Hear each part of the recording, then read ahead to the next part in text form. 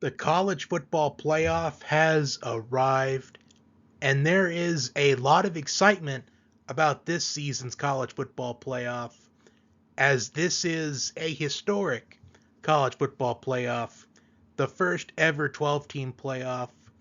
And I am Johnny Sports Network, here to provide you with my predictions for the first round of the playoff.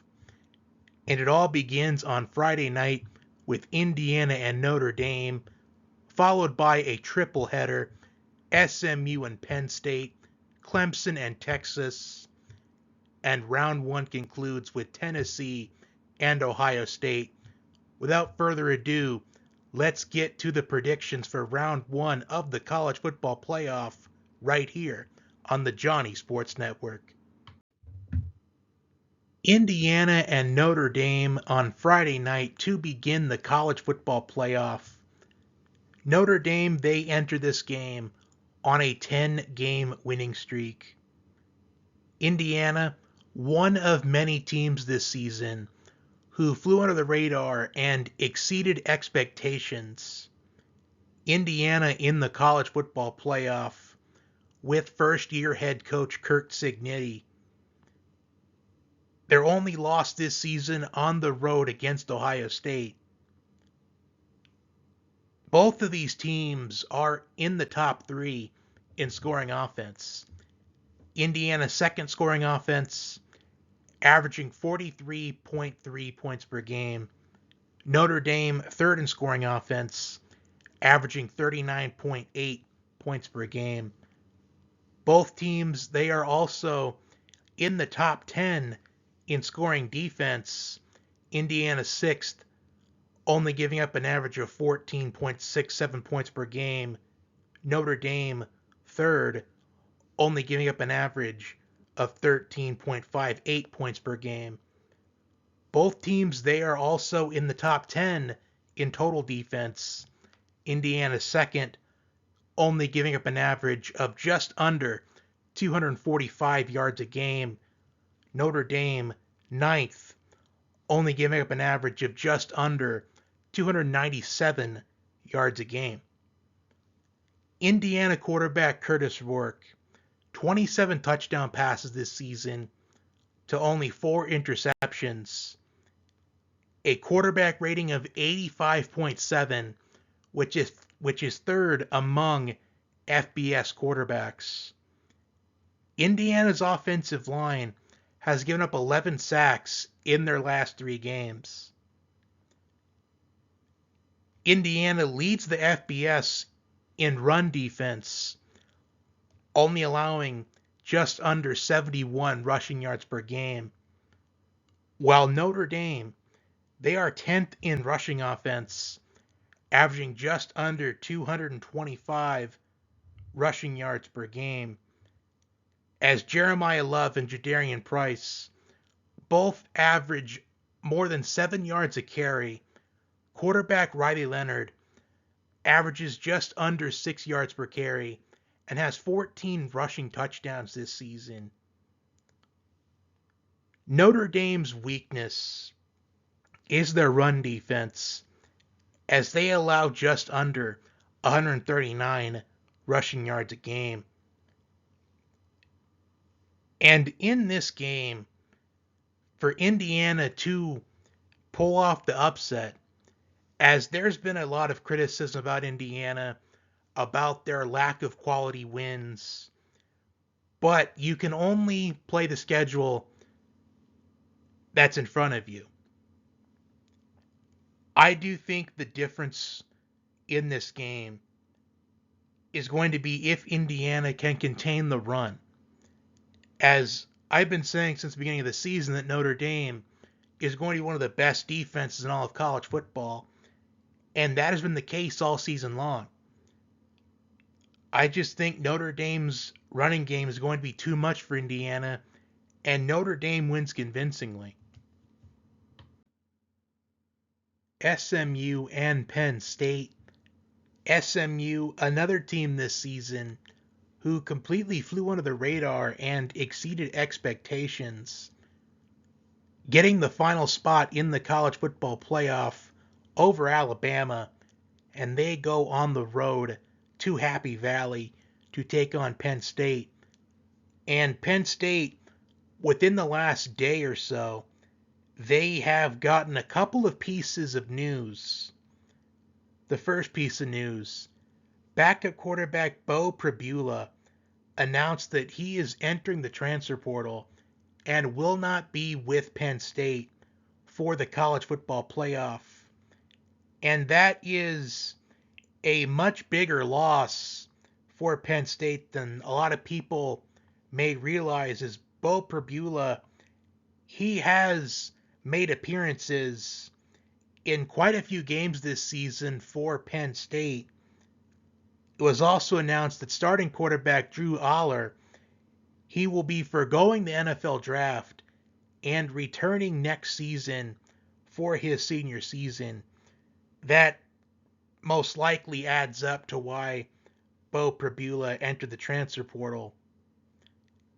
SMU is 6th in the FBS in scoring offense, averaging 38.5 points per game. Penn State, they are 8th in scoring defense, only giving up an average of 16.38 points per game. SMU, they're 28th in scoring defense, giving up an average of 22 points per game. Penn State is 6th in total defense, only giving up 282.1 yards per game. And they are 15th in total offense, averaging an average of 448.6 yards per game. SMU is 20th in total offense, averaging 443.1 yards per game. And both of these teams, they are excellent at stopping the run. SMU 8th in run defense, Penn State 11th in run defense. Ever since it was announced that we were going to have a 12-team playoff, I said that Penn State is going to be the biggest beneficiary of the 12-team playoff, because year in and year out, Penn State, they do enough to win 10 games most season, at the very worst, maybe 9, but they can't rise to the occasion against the big teams that they go up against, the Ohio States, the Michigans. Their 2 losses this season, Ohio State and Oregon. And that further supports the narrative that Penn State, unable to show up and rise to the occasion in big games under James Franklin. And many people do speculate that Penn State has the most favorable path out of anybody in this college football playoff. I am going to pick Penn State to win this game. I know that there is that narrative that Penn State unable to show up in the big games with James Franklin. I do think with the home crowd, I do think that Penn State, they do just enough in this game at the very least to get the job done. I'm going to pick Penn State. But if SMU were to win this game, I would not be surprised at all, as SMU is a very underrated team that I do think deserves more respect than what they're getting. But I will go with Penn State. Clemson and Texas. Clemson won their way in the college football playoff by winning the ACC championship game. And credit to Clemson. Ever since the week 1 loss against Georgia, they have been resilient. They did not let that week 1 loss define their season. It may have taken Syracuse to upset Miami to put Clemson in the ACC championship game, but they took full advantage of their second chance, and they are in the college football playoff. And they go on the road to take on Texas. Texas is 2nd in scoring defense, only giving up an average of 12.5 points per game. They are 3rd in total defense, only give up an average of 249.5 yards per game. They lead the FBS in pass defense, only allowing 143.1 passing yards per game. Offensively, they are 18th in total offense, averaging 445.4 yards per game. However, they have not produced a lot of points as of late. From the second half against Kentucky up until this current point, the offense has only scored 43 points. And they made the games against Kentucky and Texas A&M look way more difficult than what they needed to be. Texas defensively has been strong all season long, but offensively, there is some slight concerns about will they be able to produce enough points to win in the playoff. And part of that is because Quinn Ewers, he is injured right now as he's been dealing with an injury. I do anticipate we will see Arch Manning in this game as we have seen him in so many games this season. While Clemson, they are 12th in total offense, averaging just under 455 yards per game. A big key for Clemson to have success is early downs, and they are second in first down offense. They're 16th in scoring offense, averaging 35.5 points per game. Defensively, one thing that is in their favor, they are 5th in turnover margin. If they can force some turnovers, they have a chance. They are 35th in scoring defense, giving up an average of 21.85 points per game. They are 65th in total defense, giving up an average of about 365 yards per game. Texas, they have accumulated 85 penalties this season. That is the 106th fewest in the FBS. So if Texas, if they play undisciplined early, can Clemson take advantage of that? I am going to go with Texas in this game. I just have a feeling that this is going to look a lot like the Georgia game in week 1 for Clemson, where they were in it in the first half, but then as the second half went along, Georgia, they established their dominance in that game. And I think Texas does the same here.